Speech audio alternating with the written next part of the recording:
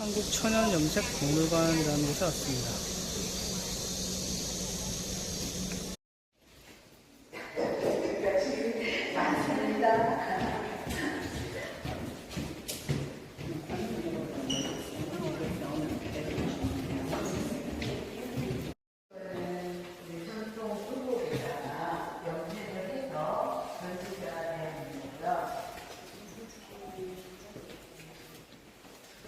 이거는 이제 조선의 고종 황제께서 입으셨던 황제복을 재현을 했는 거예요.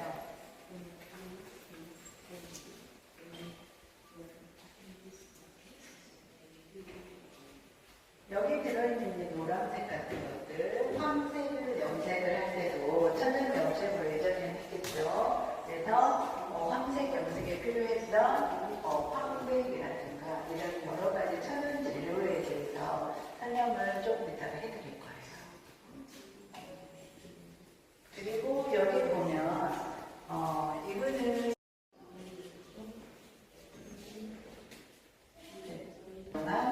수채화 기법으로 시켜서 이건 실제로 우리 자연물을 실제해가지고 이거를 가루지켜서 만들어놓은 원단을 이용한 제품이거든요. 요즘에는 또 이게 에코 기법으로 많이 가상. 여기 치장된 게 많네요.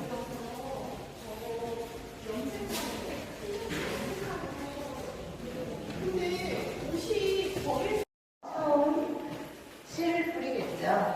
씨를 뿌려주면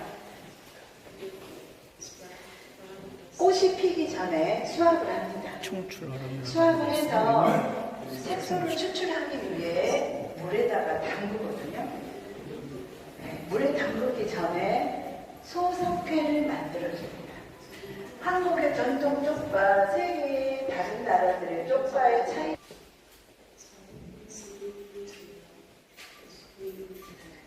네, 그런데 추출해낸 것을 색깔 추출해낸 것을 어떻게 우리가 색깔만을 응축을 시키느냐 그 방법에 있어서 우리나라 전통적인 소속회를 이용해서 소속회에다가 색소를 빨아들여 봅니다. 그러면 지는 모양의 색소 덩어리가 생기거든요. 그 색소 덩어리를 가지고 그 방법적인 차이 때문에 우리나라의 전통적인 이름이 미남이라고 해요. 미남은 한자로 질게 쪼개다라는 뜻입니다.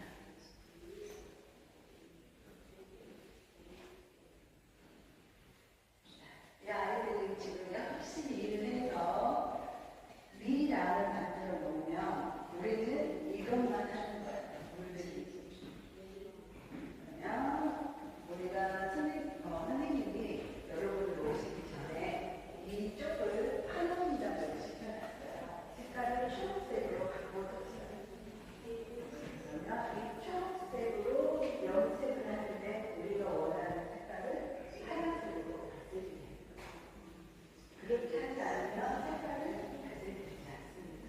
그 과정 때문에 우리나라의 고용 문화재로 119호로 지정이 되었습니다.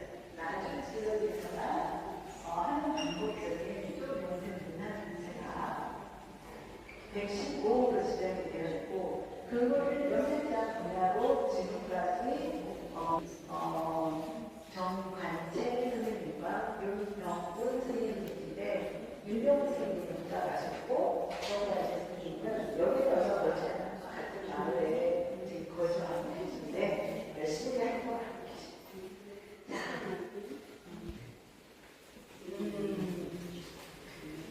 이거는 지금 우리 문화관에서 주최하고 그래서 우리 색깔 컬러 이름 명명사전에 뭐 인디고라고 올라가 있지만 한국 사람들은 쩍셀이라고 부르는 거하고 같다고 보시면 돼요. 자, 이쪽의 효능은 여기 보시면 뭐 해충에 물렸거나 부었을 때 바르면 효과가 좋다라고 되어 있는데 조금 있다가 이제 염색을 하러 가시면 냄새가 좀 날 거예요. 재료를 가지고 천연의 옷감에 물을 들이는 거예요. 그때 천연이기 때문에 내추럴한 자연의 잎, 그리고 꽃, 줄기, 뿌리 이런 다양한 것들을 이용해서 염색을 합니다. 그야말로 동물을 이용해서 염색을 하는 거고요. 동물은 주로 곤충이 많이 씁니다. 곤충. 그리고 광물성 용료로는 황토나 숯 이런 것들이 있습니다. 그런 거에 대해서 조금 알아볼게요. 자, 여기에 보이는 치자라는 네, 여기까지가 중요한 게 아니고 그 다음이 중요하거든요. 공기 및 물 발색. 발색은 색깔을 표현해낸다라는 뜻이에요. 제가 말씀드렸듯이 아까 초록색으로 염색을 해서 파란색으로 발색을 시킨다고 말씀드렸잖아요. 그런 다음에 여기까지는 저하고 같이 할 거예요. 그런데 문제는 여기에 햇볕에 말려야 되죠. 햇볕에 말리면 제가 여기 보이는 환원이라는 걸 시켜놨어요. 파란 색깔로 만들기 위해서는 초록색이어야 된다고 했잖아요. 그 초록색으로 만들기 위해서 환원을 시켜놨는데요. 환원을 시키는 과정 중에 아까 소속해라는 게 들어갔죠. 이 소속해가 알칼리 상태이기 때문에 햇볕에 말려주면 알칼리 성분이 섬유 밖으로 나옵니다. 그래서 섬유 밖으로 나온 이 알칼리는 물에 넣으면 녹아요. 그래서 이 방법을 계속 반복해 주시면 좋은데 이거를 잘 하실 수 있을지 모르겠어요. 일단은 오늘 염색해가지고 가시면 햇볕에 말리고 그 다음에 뜨거운 물에 담그고 그리고 햇볕에 또 말리고 담그고 제 촬영장에 가시면 파란 색깔 바지들이 막 널어져 있어요. 그거는 햇볕에 말려서 환원되어 있는 알칼리를 뽑아내는 역할을 하는 거거든요. 그리고 나서 물에 담그는데 여러분도 한번 그거를 꼭 해주셔야만 사용하시는데 피부에 도움이 될 거예요.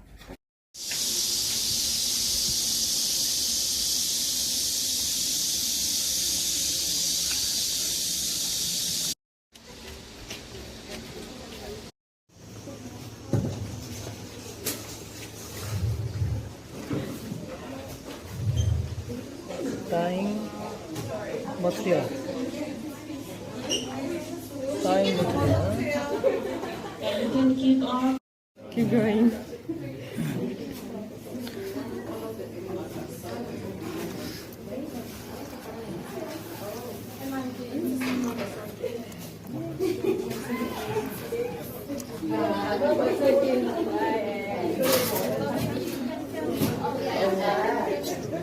이거 치대는 거 아니고 자꾸 주물주물 안 해요. 담가놓고 꾹 Do not 눌러주세요. squirt it, just stay 놓고 inside, 꾹 stay in the 눌러주세요. water. Just put it.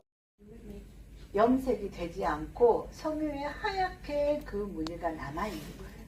그래서 이렇게 모양이 생깁니다. 이거는 지금 락으로 염색을 한 거예요. 락으로 염색했으니까 핑크색이 나왔죠.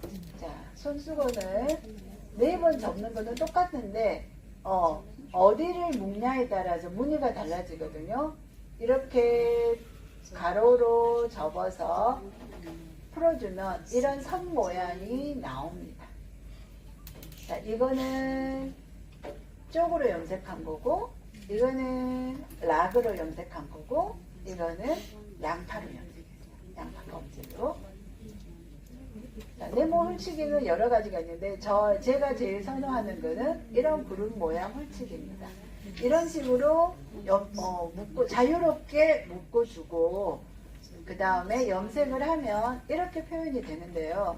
이런 방법을 아까 그 큰 원단에다가 했어요. 우리가 밖에서 봤던 그 원단에도 이런 방법으로 염색을 했는데 사이즈가 큰 것뿐이겠죠. 그때는 이제 고무줄로 묶지 못하고 그냥 노끈으로 묶어준 거예요. 자, 일부분만 묶었을 경우에 이렇게 일부분만 나오겠죠. 그러니까 가방을 할 때도 이런 식으로 해주면 충분히 모양을 낼 수 있다고 봐요. 쪽을 염색을 할 때는 이렇게 나무젓가락 같은 거를 이용해서 칸이나 나무젓가락 같은 거를 이용해서 해주면 선이 분명하게 이런 식으로 나올 것 같아요. 나옵니다.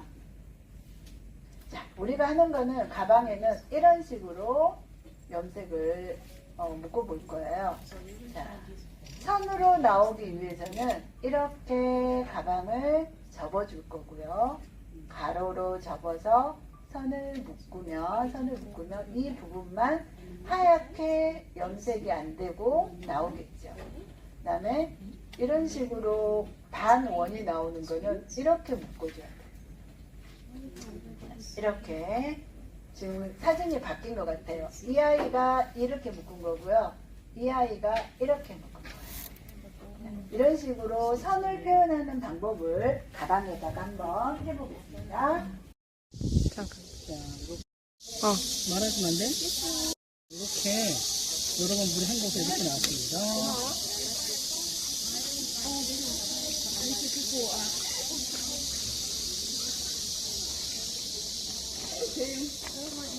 Right away. 네.